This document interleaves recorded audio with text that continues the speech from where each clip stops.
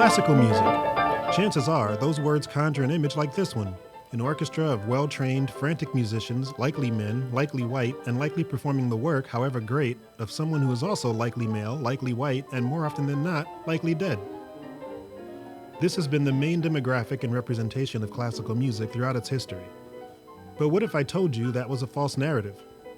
That people created and existed in the classical framework who look like other people, specifically people who look like me. That's not me. That's me. But actually, that last image was me too, in a sense. In the sense that every black person who comes up in a non-black society shares an experience. The black experience. Every black person's black experience is vastly different, yet they are all a part of the collective way we navigate our individual worlds. That image is of a 12-year-old George Bridgetower, a 19th century violinist of mixed ethnicity. Bridgetower was considered a virtuoso and one of the preeminent violinists of his day.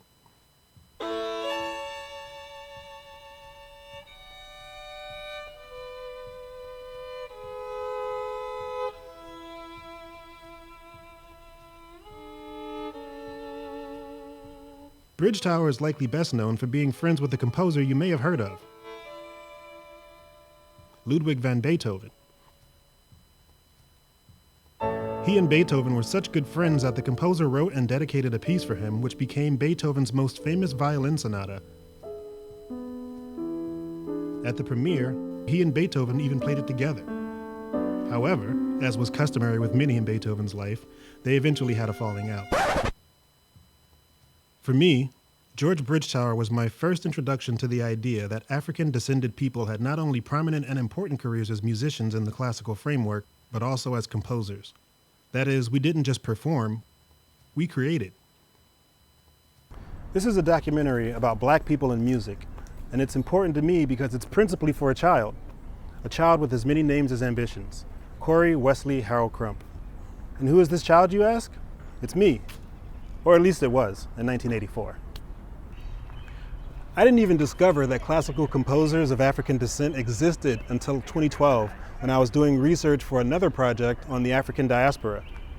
One of the first composers who came up was Florence Price, and that's why I came here to DC, to talk to a woman at the university that rejected me, Howard.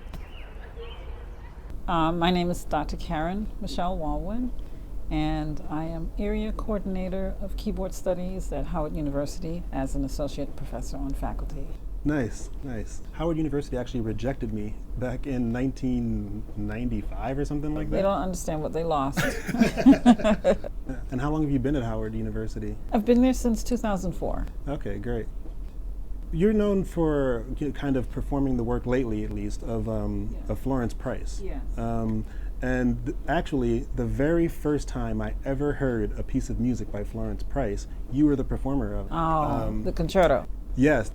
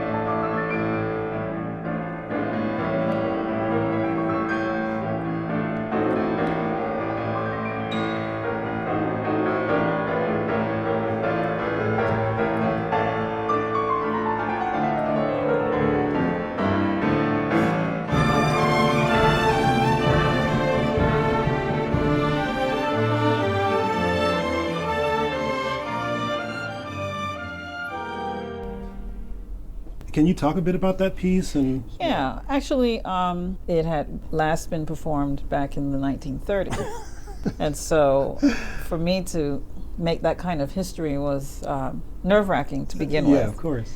But this comes at a time where Florence Price's music was discovered in an abandoned home. The original place where the music was found was on the patio. Her music survived that.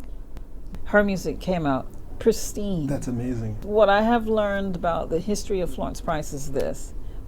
She was born approximately 20 years after the abolishment of slavery. It was a very difficult time to be a black musician.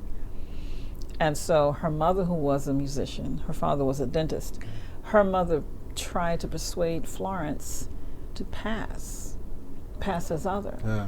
And so Florence's music defiantly does not do that. In, I believe it was 1926, there was a lynching. They saw a black man that was assisting a white woman with a carriage, horse and carriage. And so they adjusted the situation to where he's trying to steal and assault. Yeah.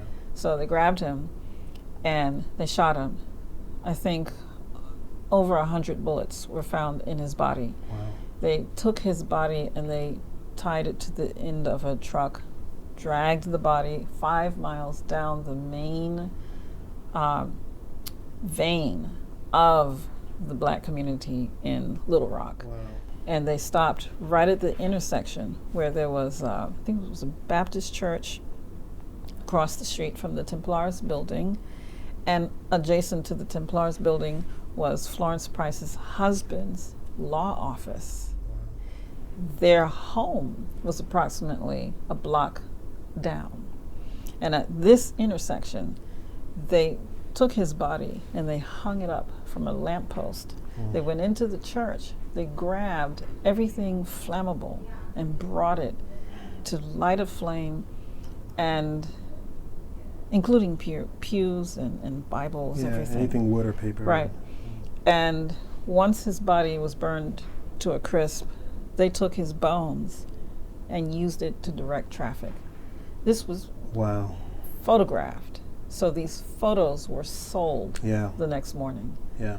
So I think that she wanted to tell the history, but in a beautiful way, because every single melody that she wrote is exquisitely beautiful.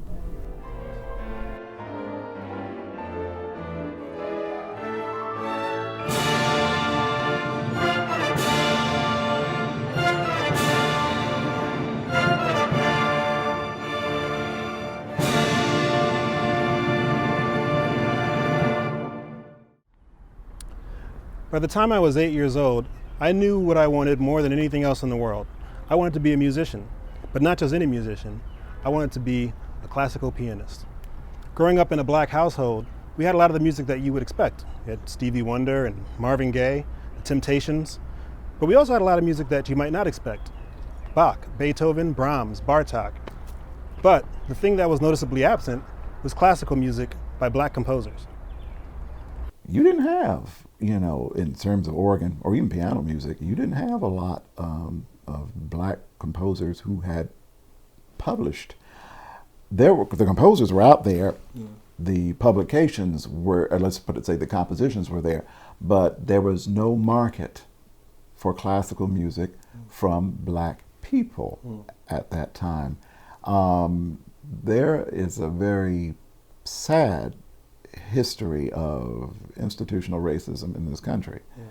And this was one of the manifestations of it. And so it really wasn't until I actually came to Washington and another organist friend of mine who was African American gave me a piece of organ music by a man by the name of Thomas Kerr. And this piece was called Arietta. And I was reading through the piece, And I stopped in the middle of it and I said, my God, who is this man? It was gloriously beautiful. And I was really impressed. I didn't know anything about him. I knew he was African American, but I didn't know one thing about him. Well, as it would turn out, he taught at Howard University and was on the piano faculty. And so now he passed, unfortunately, before I got a chance to meet him. But I've met a number of people that, he was a widow and colleagues and former pupils since that time. But that started me to do research and finding out more and more. Well, what else did he write? Who else is out here? And I started doing that, and one thing led to the other. And after a period of time, I became really the first person to compile an anthology of classical black organ composers, the very first one in this country. And we are now in volume 8, and it's my intention to move forward to volume 9. Wow. And it's gotten critical acclaim here as well as in Europe. And I'm just very excited about it. So, you were very good friends with the late Dr. George Walker. Yes, I knew him for 25 years. Yeah, and he is, he won the first African American to win the Pulitzer Prize for music. A lifetime of accomplishment. I'm going to tell you a story about that. Absolutely. I think you would enjoy. This happened in April 1996. He was awarded the Pulitzer Prize for this cantata for soprano and orchestra entitled Lilacs. And I remember that evening I was living in an apartment in Alexandria, and I was preparing dinner, and I had this call, and I answered. It was George Walker. And so he told me, he said, Mickey, are you sitting down? He said, I have something to tell you. And I remember thinking, well, he doesn't sound upset, so it doesn't seem like it's anything that would be, jarring. So I said, I'm fine. I said, what's going on? He said, I was awarded the Pulitzer Prize today, for music. And I was just absolutely thrilled. So we sat there and talked about that. But the thing that amazed me the most in that conversation is how he was informed. He said that he never heard a word from anyone. And what happened was that he had a ring at the door, and these were reporters from the New York Times wanting his reaction to having won that award. And he was taken aback. So he had not been informed and had no idea until the people from the New York Times were standing at his door.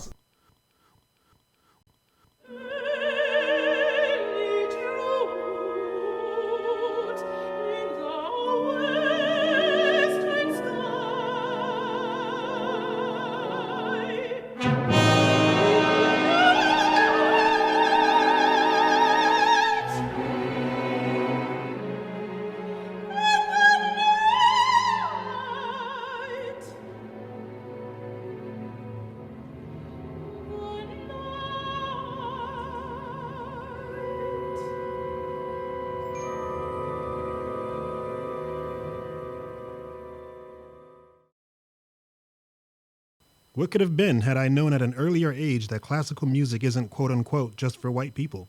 What could I have done if I had seen myself represented at 10 instead of 30?